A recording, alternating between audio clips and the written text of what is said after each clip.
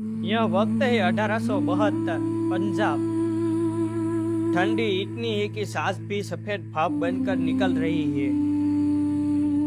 ऐसे टाइम पर एक एक करके कुछ लोगों को लाया जा रहा है।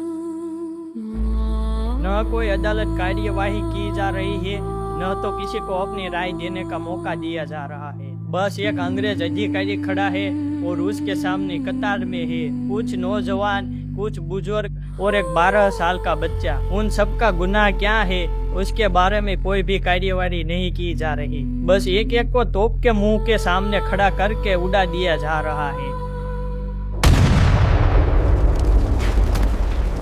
ऐसे ठंडे वातावरण में सभी तरफ गर्म खून की बूंदें उड़ रही है। सभी तरफ सिर्फ सन्नाटा और जुनून से भरा वातावरण है।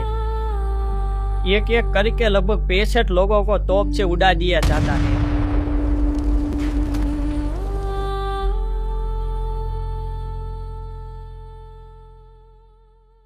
इस दर्दनाक घटना का नाम है मालेरकोटला कांड।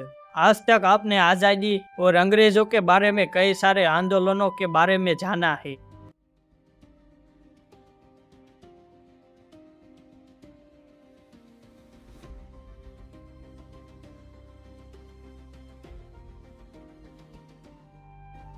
सबसे शुरुआती आंदोलन आजादी के बारे में नहीं बल्कि धर्म के बारे में होते थे। ऐसा ही एक आंदोलन लगभग 19वीं सदी में पंजाब में हुआ था।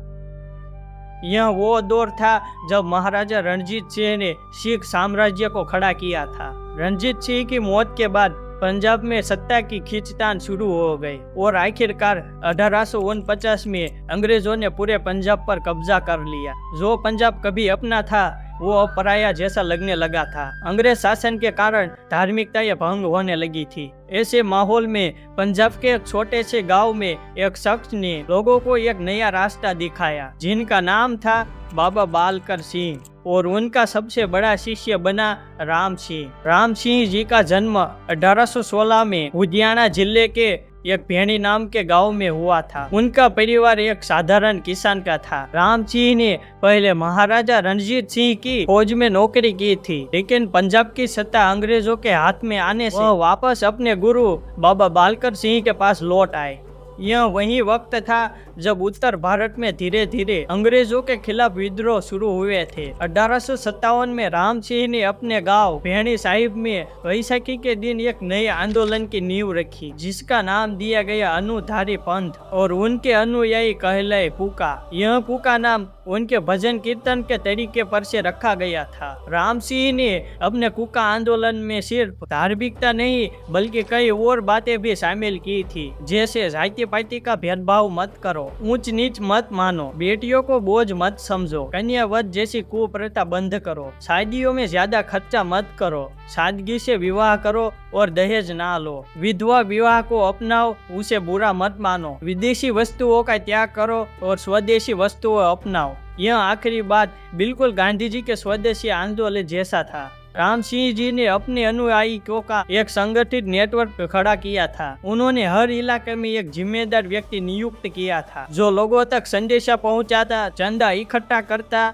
और लोगों को आंदोलन में जोड़ता। अंग्रेज सरकार ने इसे सिर्फ एक धार्मिक समुदाय समझकर नजरअंदाज करते रहे, लेकिन जैसे जैसे कुकाओं की संख्या बढ़ने लगी वैसे वैसे अंग्रेज अधिकारी की चिंता बढ़ने लगती है। राम सिंह जी के आंदोलन में धार्मिकता भी शामिल थी, इसीलिए वह अब गो हत्या रोकने के लिए अपने आंदोलन में शामिल करते हैं। उस टाइम पर पंजाब में खुलेआम गोवध होता था और इसे लेकर हिंदू सिख समुदाय में बहुत गहरी नाराजगी थी। अब कुकाओं गोवध रोकने के लिए जगह जगह अपील करना शुरू कर देते हैं। जहां पर बात नहीं बनती वहां पर वे उग्र प्रतिरोध भी करने लगते हैं। इसी वजह से अंग्रेज सरकार को बहुत बड़ी दुविधा का सामना करना पड़ता है, क्योंकि ना तो वह व्यापार बंद कर सकते थे ना तो वह कुकाओं को नाराज कर सकते थे, लेकिन फिर भी अंग्रेज अपना व्यापार जारी रखते हैं, जिससे कुकाओं में नाराजगी लगातार बढ़ने लगती है।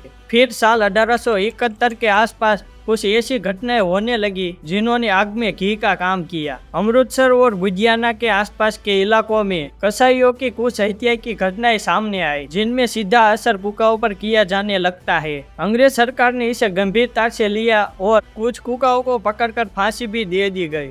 इसके कारण कुका समुदाय में गुस्सा और बढ़ गया। उन्हें लगने लगा कि अंग्रेज सरकार जानबूझकर उनके धार्मिक मामलों में दखल दे रही है। अब धीरे धीरे यह आंदोलन धार्मिकता से उठकर अंग्रेज सरकार के खिलाफ चला जाता है। कुकाओं के बढ़ते गुस्से के कारण 1872 में एक ऐसी घटना को जन्म दिया जिसका असर पूरे देश पर और अंग्रेज सरकार पर भी पड़ता है। पंजाब में एक छोटी मुस्लिम रियासत थी जहां पर गौ हत्या पर कोई पाबंदी नहीं थी। कुकाओं की नजर में एक ऐसी जगह थी जहां खुलेआम गोवध होता रहता था। जनवरी 1872 की शुरुआत में कुका नेता संत हीरा सिंह और लहना सिंह के नेतृत्व में करीब 150 नामधारी सिख का एक जत्था इकट्ठा हुआ। उनका इरादा था मलेरकोटला जाकर गोवध का विरोध करना, लेकिन उनके पास कोई सेना न थी, न तो कोई विशेष हथियार था। बस उनके पास लाठी और तलवार जैसे हथियार थे। 13 जनवरी 1872 को यह जत्था मलेरकोटला पहुंचा। वहां पर रियासत के सैनिकों और कुकाओं के बीच सीधी झड़प हुई।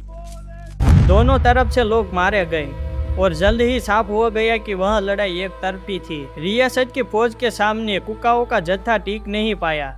लड़ाई के बाद बचे कुकाओं ने आत्मसमर्पण कर दिया और लगभग 65 से 68 कुकाओं को पकड़ा गया। उनमें 2 महिलाएं और एक बच्चा भी शामिल था, जिनमें से सिर्फ 2 महिलाओं को छोड़ा जाता है और बाकी के लोगों को पकड़ा जाता है, जिनमें छोटे बच्चे की बेरहमी से हत्या की जाती है।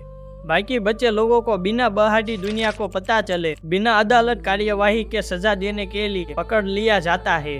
जैसे ही मालेरकोटला में हुई झड़प की खबर लुधियाना के डिप्टी कमिश्नर एल कोवन तक पहुंचती है, उसी समय पर उसके मन में डर बैठ जाता है कि यह आंदोलन कहीं बहुत बड़ा स्वरूप ना ले ले।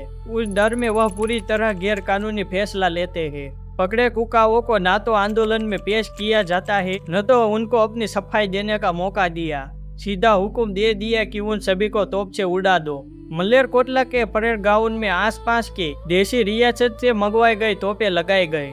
लगभग कुल मिला के 9 तोपे थी और फिर शुरू होती है दर्दनाक घटना की शुरुआत।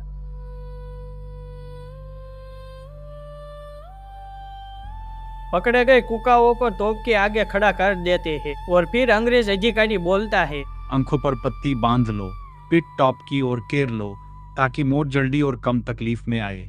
लेकिन नामधारी शेख छाती ठोक कर बोलते हैं, न आंखों पर पट्टी बंधवाएंगे, न पीठ दिखाकर मरेंगे। हम अपनी मौत का सामना सीधे खुली आंखों से और सीना तान कर करेंगे। और फिर 17 जनवरी 1872 के उस दिन में करीब 39 से 50 कुकाओं को तोप से उड़ा दिया। बाकी बचे 16 से 18 कुकाओं को 18 जनवरी को तोप से उड़ा दिया जाता है। एक तरफ अंग्रेज बोलते हैं कि उन्होंने भारत में न्याय व्यवस्था और कानूनी की सभ्यता लाई, लेकिन यह पूरा कांड गैर कानूनी था। और हैरानी की बात तो यह थी कि उसके बारे में अंग्रेज सरकार को भी पता नहीं था। इसीलिए वो भारतीयों का गुस्सा शांत करने के लिए बोलते हैं कि वे एल कोवन को सजा देंगे, लेकिन यह सजा के नाम पर सिर्फ पद से हटाते हैं, कोई भी बड़ी कार्यवाही की नहीं जाती। ऐसे अन्याय में भारत में कई आंदोलन का सर्जन हुआ। धीरे धीरे आंदोलन में बढ़ावा हुआ, कई शूरवीरों ने बलिदान दिया और 200 साल की गुलामी के बाद 15 अगस्त 1947 में आखिरकार अंग्रेज सरकार से आज़ादी मिल गई।